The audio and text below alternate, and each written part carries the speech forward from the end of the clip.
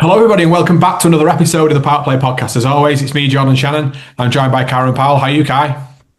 I'm not too bad, John. A bit tired, but nothing to stress about. I'm surprised you don't get used to it with all the travelling, to be fair. Just it's a lot this week. This week is a lot of traveling, but it's not too bad. No. Well, we're going to be covering, the remaining two games. We covered, obviously, the first T20, and we're going to look at the other two. And we'll take the second one. It was a dire performance, an absolute dire performance. There's no question about it. I'll actually like to hear your thoughts before I give my thoughts. I obviously expanded upon it. I think from my perspective, they didn't show anything. They didn't show any pride or anything in terms of moving forward at this side. I know I mentioned in the previous episode about someone sticking their hand up and saying, I'm not going to be dropped. There was nothing. There was no development from the first game. I'm disappointed again to see Akil Hussain open the bowling. We want to be looking at new combinations, things that work, how it can work dynamically in situations. We saw Australia do it when Akil Hussain opened the bowling. They opened with Glenn Maxwell the game after. So what happens if they play if they play Australia and they go, or whoever, which other team, and they go with something to attack Akil Hussain? What are they going to do?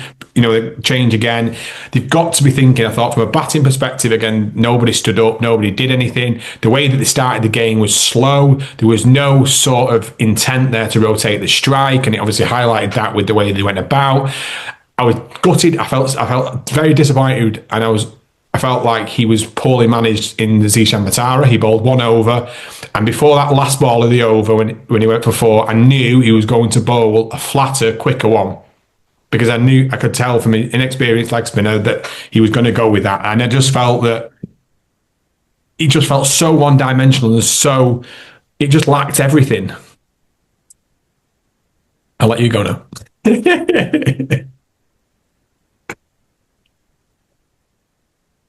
In previous episodes, I've been lamenting about facilities, administration, funds, all these things. I'm starting to wonder if any of that's going to make a difference. Nepal definitely doesn't have more funds, better facilities. Well, the administration is debatable, but funds and facilities for sure. Nepal don't have better than the West Indies. No. How much does a player really want it? At the end of the day, it comes on to your personal pride when you're playing in a situation like this. It sort of highlights why the likes of Andre Russell, a Kieran Powell, a Andre Fletcher, a Johnson Charles, a Sunil Narayan are still the top performers in the CPL. It sort of highlights why they will probably play CPL until they want to retire, as opposed to being pushed out or pushed aside because of young talent coming through. I'm starting to wonder if it is more so a cultural, regional thing, as opposed to just a cricket thing, where obviously everyone thinks about the Caribbean and people think, if it happens today, it happens, and if it doesn't, it doesn't, you just take it easy, cool, man, all these sort of things, whereas there's no urgency, there's no need to fix things, need to fix it yesterday. You look at what's happening here, and you look at the history of West Indies cricket, and it's sort of the third time that this cycle is probably potentially repeating itself now. The West Indies won the first two 50-over World Cups in the 70s, downhill after that. dominant, the most dominant force that's ever played Test cricket, not to lose a game in 15 years. Downhill after that. Won the first team to get to two T20 World Cup championships, and could have been three, because the one that they missed in between was a bloody hailstorm in Bangladesh, of all things, to knock them out of the competition, Downhill after that. I think that it clearly shows that we're not very good learners, and this isn't just pointed towards, because I'm involved in that, and this isn't just pointed towards the cricketers. This is a societal thing, It's a problem that has to be rectified urgently, because some people may say that it's not the full strength West Indies team or whatever the case is. I'm not buying into that.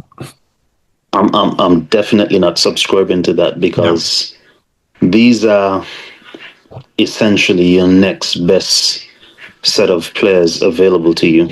So if for whatever reason, and as we've seen, Ashamar Joseph and Alzari Joseph get injured, what do you have next? Do you go from a competitive team to nothing? A practice match team? Yeah. Yeah. It's tough. It's made me question pretty much all of ever said, because I think it's a deeper rooted issue that people aren't paying attention to, or maybe they do know, but they just don't want to address it. But it has to be, in my opinion, a societal issue, where things are just allowed to be brushed under the carpet until it festers and rots. Well, so they've got to somehow figure something out here, because they've got to either sit down with, either you earmark a group of players, so you take some of the younger talent that's coming through and you sit down with them, you figure out what motivates them, you figure out how we get how can we move forward and get the most out of this group of players.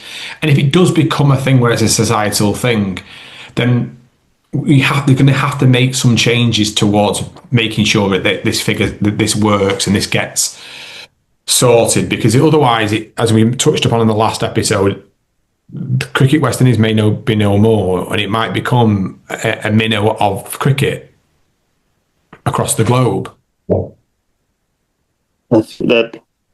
Okay. We're looking for leg spinners. Has been the call, right? Yep. You play a breakout league. You identify two guys. Yep. Who are they working with? What bowling coaches have you given to?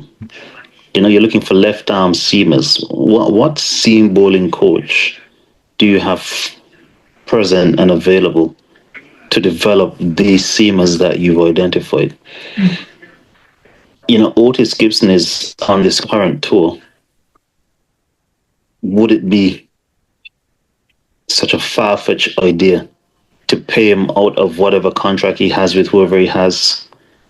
And I'm sure that there will be a number that he'd be able to settle on to come back and help West Indies cricket. And it won't be as exorbitant as they probably... You'll have to pay him for his services. Of course you do. At the end of the day, he's working, he's looking after himself, his family, etc. But to come back and be based in the Caribbean, a region that he loves, with a man of his skill set, I'm pretty sure that is something that would be achievable. Definitely. For the batters, who's the batting coach working with the batters? And we're not talking about the people, I guess, assigned to the international team. They don't have time to be working with people in international cricket. The international calendar doesn't give you breathing space to work with people. You need someone, or you need a group of people back in the Caribbean for that are coming off tour, for guys that are next in line, for regional groups of bowlers to have camps and go. And the off season in the Caribbean is 10 months. Yeah. So in that 10 months, you can have a 5-month camp where fast bowlers are based wherever they're based for and working on their skills and developing. And it's not just fitness, but skill development, all these other things. Until we start doing serious things of that nature, I think all the other talk is pointless at this stage. But what they've got to get back is, and obviously when we're talking of the series here and then the three the three 320s, is the passion that group of Nepal players had. What it meant to them to represent Nepal, to represent the country, to go up against what they're up against. You could see that how much it meant to them. You could see the passion that they had. And what the West Indies have got to get back is that respect for that respect for the badge, that meaningness of what it means to represent the West Indies, whether it be in white ball cricket or what it means or in Test cricket. Well, not even only the West Indies, what it means to represent yourself as an individual, because one thing I can assure them is if these performances continue, forget West Indies. A lot of these guys that go and play in franchise T20 leagues, etc., those opportunities will be fewer and far between, and be harder and harder to come by until the point where it dissipates and ceases to exist. So let's not think that it's a matter of affecting West Indies cricket. This is something that will affect them personally as well. You're right. You're right. There's a much deeper, there's a much deeper plight at hand than probably what they immediately realize. But I am genuinely concerned. I am, because you mentioned there about like this left arm. You mentioned about a leg spinner, and we also identified the fact they want to use a left armour. That's what's something that's needed. Pedro Collins should be involved. This is someone who's taken over 700 professional wickets. This is someone who is in the coaching circuit. He's available to be working with this group of players. Like, you've got it there. It's not something that you're having to siphon through and find somebody. This is someone who is working in Barbados, who will, who again would be wanting to work, as you mentioned, with Otis Gibson. It's what means a lot to this group of coaches that they want to be able to do that. So there's got to be a few questions answered. Yes, players have got to start to understand a bit more about taking responsibility and taking a bit more pride in your work. You talk about people in a business workplace, you're representing yourself. I represent Jordan Shannon. That's who I am. As well as, the company you represent, but as a person, you've got to take responsibility yourself. So, some of the group of players do need to start to understand that, we can point fingers and we can blame about resource and we can blame about facilities that we don't necessarily have. But when I go out on that pitch, I am who I am, and I've got to do everything I can to make sure that I carry out my duties in the best possible way. Yeah, I think it's to the point now where players have to take responsibility upon themselves. You can't depend on the board to do what they're supposed to be doing. Yeah, which is obviously, it's a sad state of affairs, but that's the situation. So you need to make sure that as an individual entity, each player is their own business, because ultimately you can go off and make money on your own. You need to be put yourself in the best possible situation from a preparation standpoint, whether that be finding a way to get access to whatever coaching you need to, dietitians, training, psychologists, whatever the case is, so that you're able to go and perform as consistently as possible. Yeah. But how, we're talking now as, at the end of September going into October, and we've got a World Cup around the corner. Now, I'm not saying that all eyes are in charge at this moment in time from a cricketing perspective. because that would be pretty nice. There's a lot of cricket going on at the minute. A lot of people are talking more towards a test series, but all eyes will be on the World Cup because that's what happens. They come around more than we'd probably like, but when the World Cup starts, there'll be a lot of eyes on there. The West Indies need to start to figure something out quickly in this short period of time before they go to the World Cup. And in truth, they could end up embarrassing themselves. It's gonna be said that it's gonna be a different group of players. Obviously, that will be the first thing that they will point to. But again, you look at the preparation before the World Cup. It's not as though they've got any time to have any isolated deficiencies that they may have identified. It's non-stop cricket until I think December 23rd. Yeah. With a few weeks break, and then they've got some cricket again early next year leading into the World Cup. So all of that stuff is going to have to be done whilst on international tour. Yeah. And then they've already reduced the games that they've mentioned against South Africa as well. So, there's a lot of questions to be answered for here, and there's a lot of people that need to, take some responsibility within the group of players from the coaching perspective. I asked you a question the last episode. What was worse, 27 or losing to Nepal? I'd like to rephrase that question. What was worse, 27 or the highest margin of defeat, losing to an associate nation? I would still go with the 27. I would, but on the idea as well that from a side perspective, but also that. Yeah, I don't know. I do still think the 27. Are you leaning more towards this series now? Yeah. This sort of feels like it almost feels like a sail out of the last gasp attempt. So. And do you know what? I can sense that with you, because when we've spoke before on this podcast about performances, you get animated and you feel that passion of frustration. Whereas I feel like the last couple of times we spoke, it's been a bit of like sadness and towards that, where you sort of realise that this is worse than you probably envisaged. I'm lost for words. Like where else? Yeah. Where else? What else? Do we say? Like I'm genuinely lost for words, which is the sad part, because like I know these players, like I know this is hurting them, so I'm just trying to figure out, like Nepal is the thing, like tough. Well, but I do also want to. There has been a positive in winning the last game, and they've tweaked the batting order as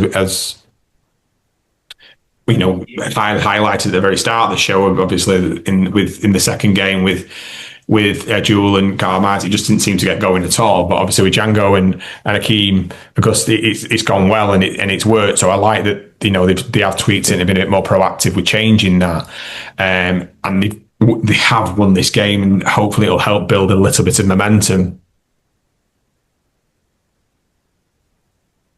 I'm just trying to be positive.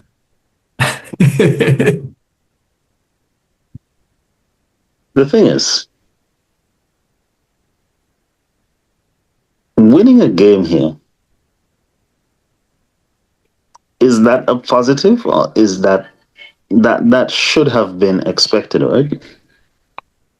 So it's the positives in this situation would be the individual performances. Yes, not the overall, not the overall result. The overall result is what I would have expected going there. So that is neither here nor there for me. A lot of accommodation seems to have been made for Akeem Gus, and it looks like he's done well. in this innings. It's interesting because you look at this series where I thought that some guys would have really gone and tried to dominate and push themselves into. I really did that. If not into the World Cup squad, into the next series leading into the World Cup and give themselves as best a chance as possible. But I can't say that anyone has done that. So it's left, I guess, the doors open for anybody. For anybody. When I say anybody, like I'd be asking Pollard to come and play the World Cup. I genuinely would. Right. Well, that was one of my points I wanted to finish on. Do you think that is still a chance of some recallment from some of these players? I'm not sure if he would, but I'd make the call if he's keeping himself in good shape for the next few months, which I assume he will do. I'd make the call. At the very worst, he can say no. But based on what is happening at the moment, you have to revert to when last you were as best as you possibly could have been.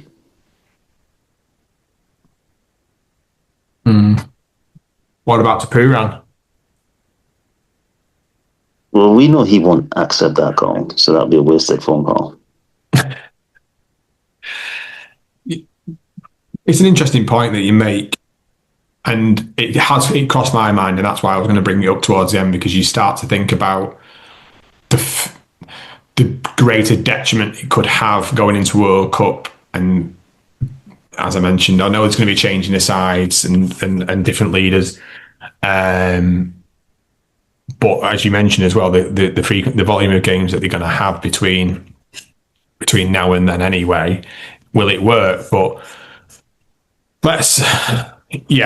there's been some positives. A 10-wicket win, they batted well in this last game, so I understand what you're saying from a positive perspective, but at least somebody has stuck their hand up and, said, look, they've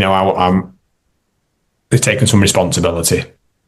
Positive. And no, one thing I would like to do actually is commend Nepal. I mean, obviously we've had a lot of Nepalese viewers and comments and stuff on the past few episodes, and hands down, you guys deserve to win. You played the better cricket. You've commented before the series even started that you're going to win the series, so congratulations to Nepal. Hopefully this bodes well for their cricket going forward and is able to help them to kick on. I mean, we see what Afghanistan has been able to do in a short period of time, and this is what you want to see from these cricketing nations as well. So I think they've got some good players there. I do. I think the opener who bowls, Kushal Bertel, I apologise for anybody listening if I pronounced it wrong, but he bowls a bit of leg spin as well. I think the captain's a good player, and they're a young side, and I think that they, as you mentioned, we've had some really good engagement.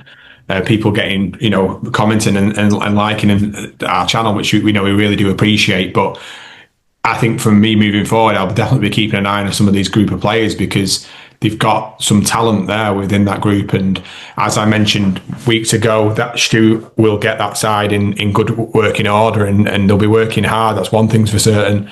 It's going to be, we definitely want to keep an eye on, but we've got to see some positives from the West Indies side moving forward. And like Kai was saying, I want to echo, it's been great to have, these Nepal cricket fans join us and listen to what we have to say. Like, comment, share, subscribe. Yeah, you know that, guys. But anyway, thank you so much for joining us on this episode of the PowettPlay Podcast, and thank you so much.